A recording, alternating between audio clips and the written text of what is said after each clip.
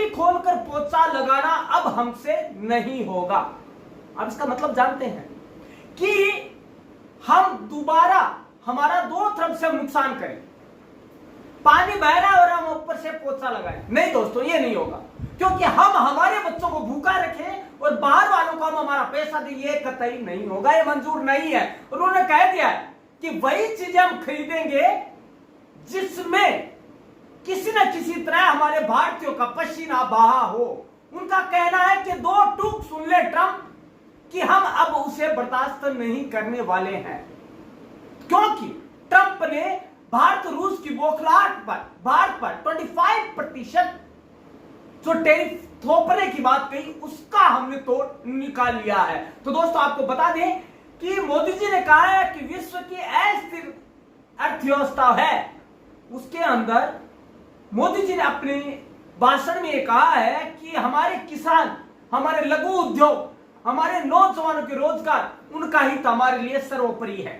उन्होंने आगे कहा है कि इसलिए अब हम उन्हीं वस्तुओं को खरीदेंगे, उन्हीं को तवज्जो देंगे जिसमें कि हमारे भारतीयों का किसी न किसी तरह से पसीना बहा हो।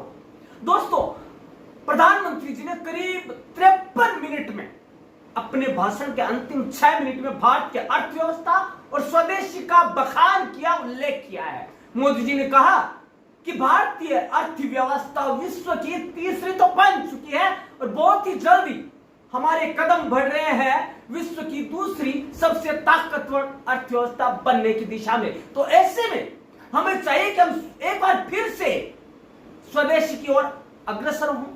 स्वदेशी अपनाएंगे तो हमारी अर्थव्यवस्था और ज्यादा सुदृढ़ होगी और बगले झांकेगा अमेरिका।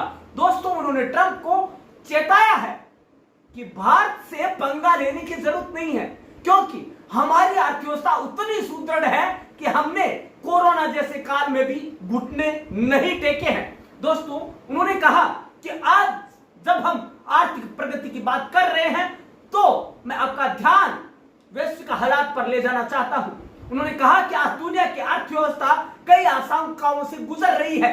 कई बड़े देश, उन्होंने सीधा सीधा नहीं कह के उन्होंने कहा है कि बड़े बड़े देश आज अपनी मनमानियां थोपने के लिए जग जाहिर है।